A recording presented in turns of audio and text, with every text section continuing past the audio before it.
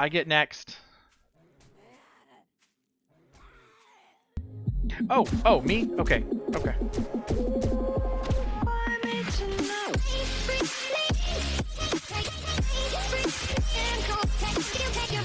What's up, Gaming Nation? We are back with another episode of 7 Days to Die.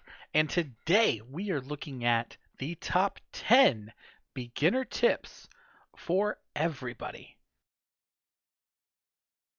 Okay, guys, so a tip here is we want to get a quest from our trader. One of the best things that we can do is, do you have any jobs? And they're going to give you a list of quests. Now, with the quests, you can see, how far they are away, etc., etc., etc.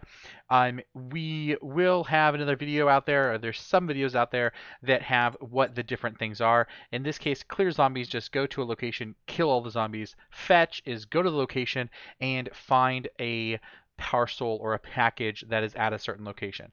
Yes, there's going to be zombies. You don't have to kill all of them. So let's do the fetch. Yeah, we can, Jen. Hope to see you soon. All right, we'll see you soon. All right, let's go and see what the heck she wants us to take care of.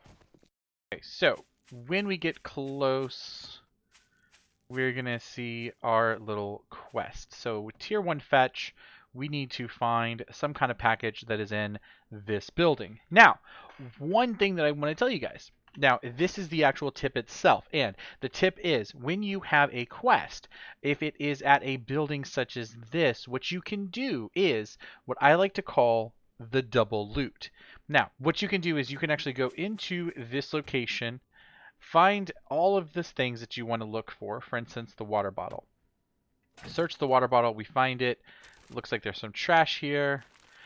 So we can actually go around this whole house and we can actually loot all of these items. Loot that, loot the reinforced chest. Then, once we've looted the entire building, if we hit this again to start quest, now you gotta loot the building first. Loot the main loot, loot out whatever you want to loot. So for instance, we just looted this, which is the water cooler, it's empty. So now if we go back over here, we hit the start quest, the entire location has just been reset, and then if we go back over here again, the water cooler bottle is untouched. We can loot that again. And then if we go up to where the main loot is, so here we are back again. I missed that one last time. This glitchy house is not doing me any favors. But Shotgun Messiah crate, we can loot it again. The reinforced chest, loot it again, and that is double the loot. All I did was loot just a few things, and I got an entire thing full just because I was able to actually double loot this one building.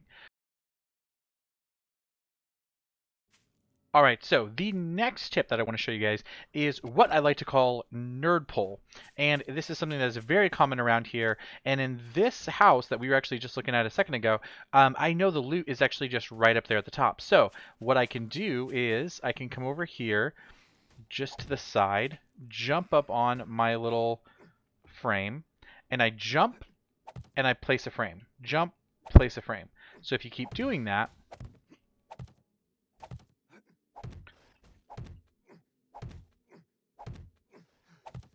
you are going to, for one, run out of stamina, and for two, you've got all these frames that now you are all the way up here, and as before, I was down there, I had to go through the entire house the right way.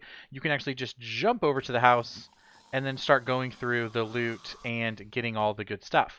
So that is something that a lot of people will do. It is, again, I call it nerd pulling. A lot of people do. And then when you're done, come jump back down and pick up your frames.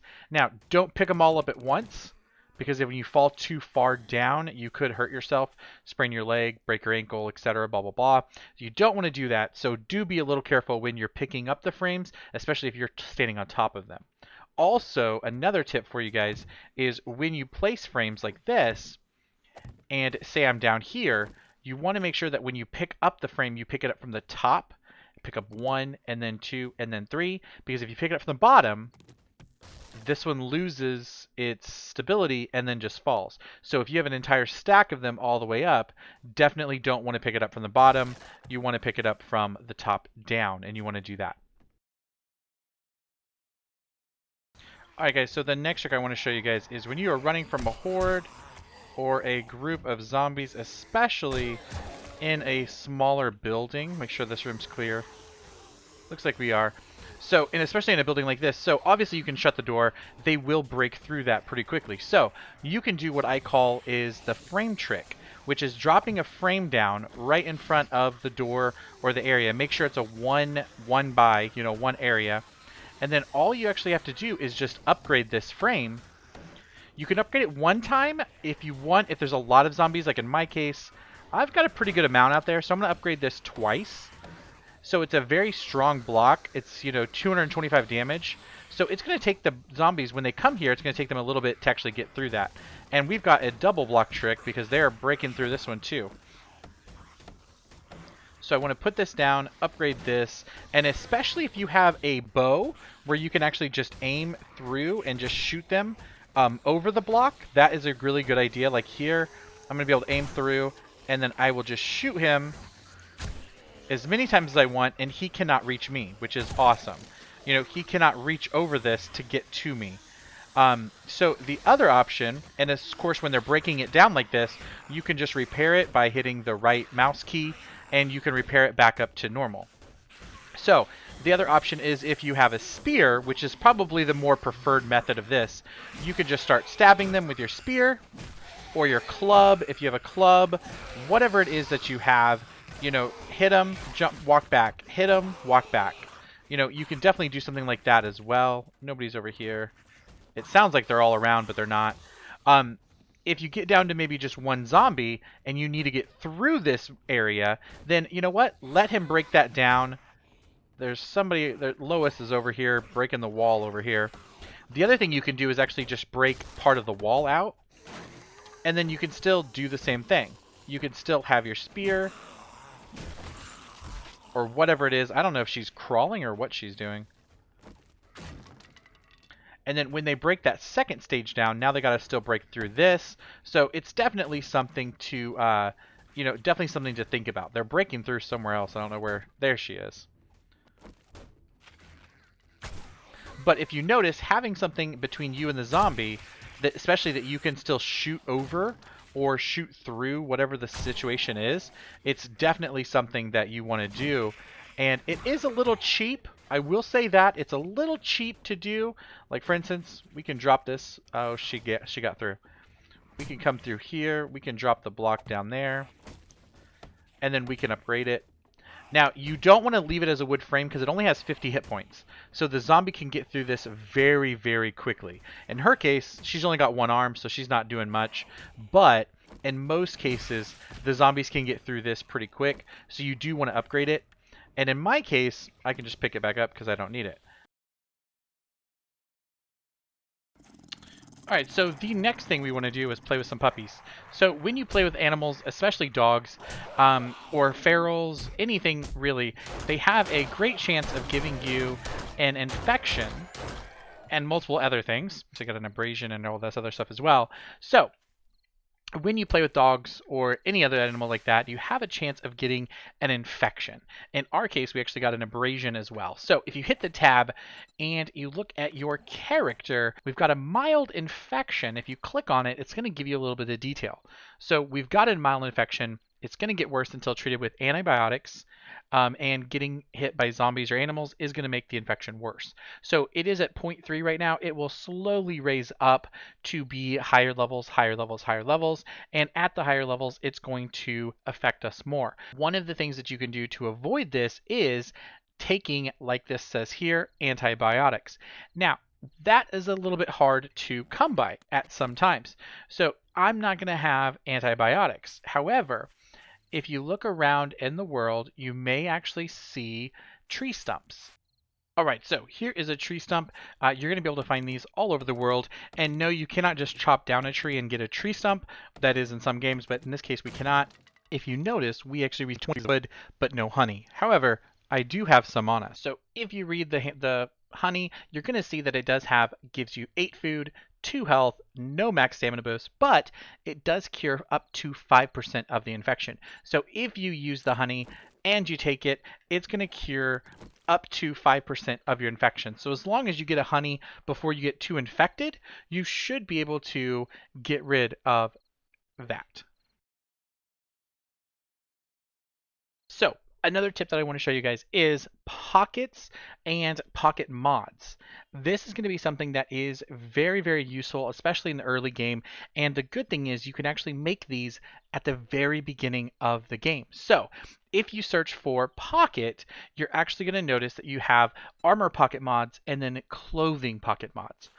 So what are these going to do? So the clothing pocket mods, there's +1, which is a regular clothing pocket mod, and then there's also a clothing double pocket mod, which does require you to find a book to use. But the clothing pocket mod from day one, at the very beginning, this is something that I would recommend trying to craft because it's going to give you more sections that you're not going to be over encumbered. So this one, for instance, takes just some leather, duct tape, cloth fragment, sewing kit. These are all very obtainable items, even on day 1 or 2, and you should be able to make enough clothing pocket mods to go onto your clothing. So this is something that I didn't understand at the beginning of the game. So all of the clothing items, which is your coat, and then your hood, like your actual sweatshirt, and then your legs, and then your actual, I'm sorry, not your padded leg armor, but your actual legs, those are all clothing items. So you have 3 clothing items, which is your overcoat, your pants, and then your shirt. So you're actually able to have all of those items be with pocket mods. So for instance, here, my VDU bottoms, which is just some pants, if you hit modify, I'm able to put on the pocket mod, hit complete, and then now that opened up this space here, so I've got another space to go with. In this case, I can also, instead of having the single pocket mod, I could install the clothing pocket mod that is double as well. Then you also have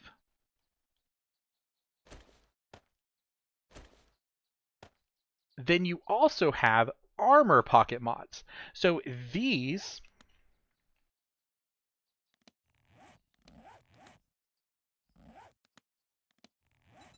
So the armor pocket mods do take a little bit more to do. For all the armor pocket mods, you do actually have to read a book or a schematic for all of these.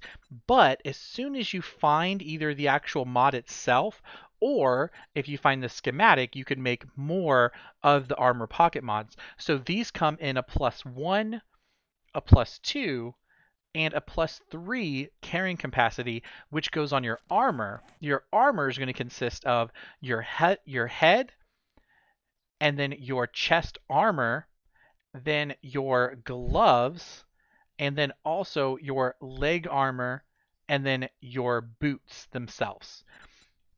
So these are very good items because if I give myself a +3 in that pocket mod and I complete that, that's going to give me so much more space open than I had before. So you can tell just by adding 1 or 2 pocket mods to your loadout, you're going to get a lot more space opened up over time. So this is definitely something that if you see at the traders, buy it. If you see the schematic, learn it, and kind of look for those things because armor pocket mods and then also regular clothing pocket mods do a lot of good, especially in the early game when your over encumbrance is a little bit low.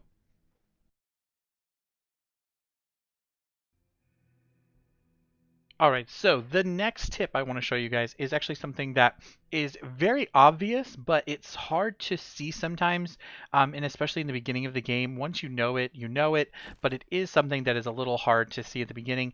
If you're looking at a POI, especially a large POI such as this, you're going to be seeing a lot of the doors, and they're going to be boarded up, which of course is probably going to mean that they're locked, so you can't get in there.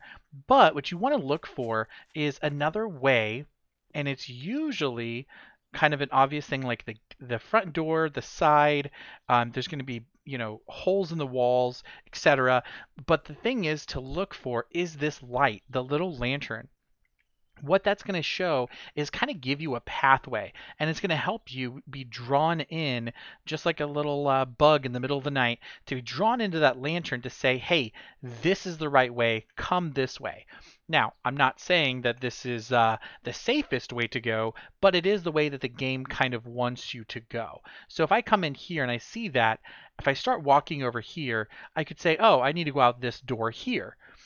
But the game again is kind of telling us, hey, dummy, go this way, follow the lights, follow the lights, follow the lights. So you want to follow some of these lights, and it's going to lead you through the POI.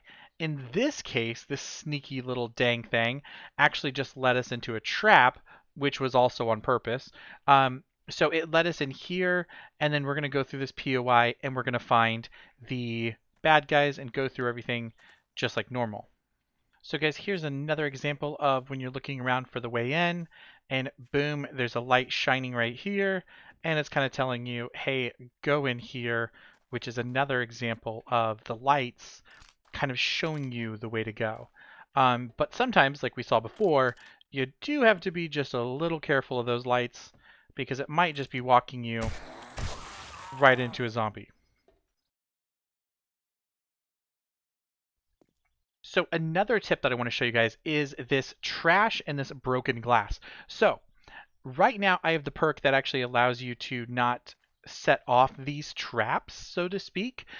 What they are is actually sound traps. So when you walk over this particular one, it's going to give us a little like can on the floor. You're basically kicking this can, and the zombies could be alerted that you just walked over here in this area. Same thing with the glass. It's going to make a crunching sound, which is loud enough that the zombies are going to hear you. So in an area like this, there's two sound traps right here. You can just kind of quickly go through and go around them, and then the zombie that's somewhere around here is not going to be alerted. But another thing you guys can do, which is actually a little odd in my opinion, is you can break the sound traps. Now, that makes zero sense because if you walk across it and you make a noise, sitting here breaking a bunch of glass is definitely going to make a lot more noise in my opinion. But hey, that's how the game mechanics work. Also, if you notice, looting certain things, primarily everything almost, is going to make noise. So right there, I looted this trash can, which definitely actually makes sense. You looted the trash can, you were so loud, and boom, you woke up Chelsea. And she is not having it, not one bit. Nice catch, Chelsea. So that is another tip for you guys. You can destroy these, which I would say is definitely something that if you want to be sneaky, it is definitely something to do. So here's the sound traps. Seems to set off whichever one it wants. When you're sneaking,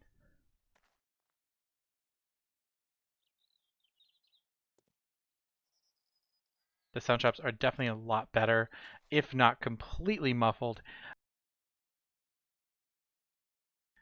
So the next thing I want to show you guys is actually right here is a plugs in the walls, and then just plugs, so to speak, everywhere, which is basically just hidden loot. So one thing is, behind the pictures, you have a chance of finding different loot. Now, this could be actual loot, like a purse or something like that, and then also you have a chance of finding maybe a wall safe as well. So there was nothing there, but over here we actually see that this looks kind of a little weird, and so this is what a lot of people refer to as a plug, like a plug in the wall or a hole in the wall.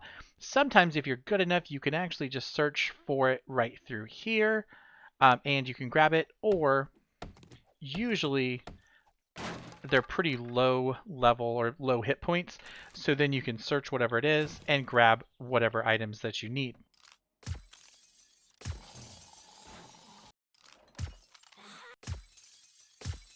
Perfect. So a perfect example of busting out two paintings right here and then being able to loot something good behind them. Here's another example of a plug. So here's another plug, same as downstairs, and there's a backpack. Now, the next tip is certain times that you guys should be looking out for. So at the top, we've got 3:45 a.m. So, number one, 4 o'clock. 0400 basically stops being dark outside and it starts lighting up. Now, zombies right now are actually feral. All the zombies that are out there, or at least most of them anyway, are feral. And if you run into them before 4 a.m., you are going to be running into zombies that are runners. They're feral, so they're stronger, they hit harder, and they take a lot more bullets to go down. Ah, the sweet sound of morning.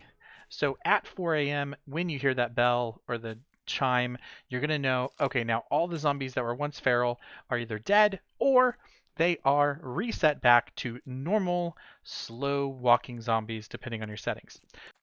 Now, one of the next times that you need to think about is when the trader opens. So, the trader, if you notice, his little perfect open sign is not currently on. So, we cannot just go into the trader right now and do whatever we want. So, if we run up to the trader, we're actually going to get just automatically pushed back, which is kind of an odd thing that happens, but hey, sometimes it happens. And we are going to get pushed back and we cannot go into the trader currently. So, we need to wait for the trader to open. Now, right around 6 a.m., we're going to notice that his little open sign is going to come up. Trader Joel's is now open. Perfect. So, right around 6 a.m., 6:05, somewhere around there, the trader will open. You can run on in and you can do all your dealings that you want to do with your trader. Now, another time to worry about is when does the trader close? So right now it is 21:45, or for everyone else out there, it is 9:45. So the trader closes at 10 o'clock, which is 2200. Usually right before closing, they'll give you a little, hey, get the heck out of here, just like most places. So if you guys notice, right at 2150, we just got kicked out of the trader. So let's go back over there and let's see what the heck happened. The trader is closed. So if we try to go up, it is locked and we get pushed back again. So we cannot just stay the night at the trader, even though that would be an amazing thing to do. Now that was at 2150. The trader closed just a little bit before 10. So one thing to note is the next number that you guys want to pay attention to. Again, all of this is depending on your game settings, but is 2200 or 10 o'clock at night. So right at 10 o'clock at night, the darkness falls and we are back out with the zombies. 2200. So if we notice that little zombie over there, instead of walking, he'll probably still walk for right now, but all of the zombies are going to be feral, which means they are just bigger and badder. Again, they're going to hit better, they're going to be able to take more hits, and they're also going to be running zombies.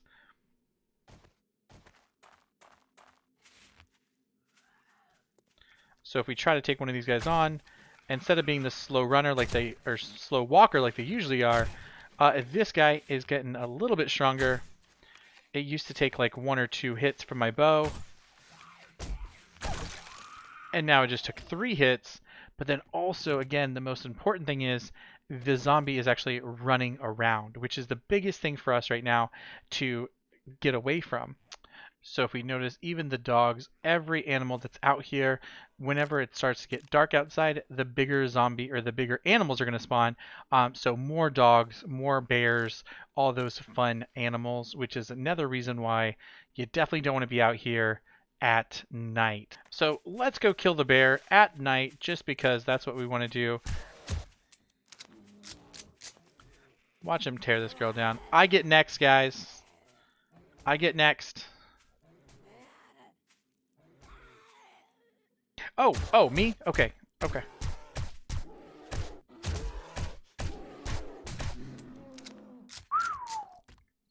Yeah, that's what I thought, bear.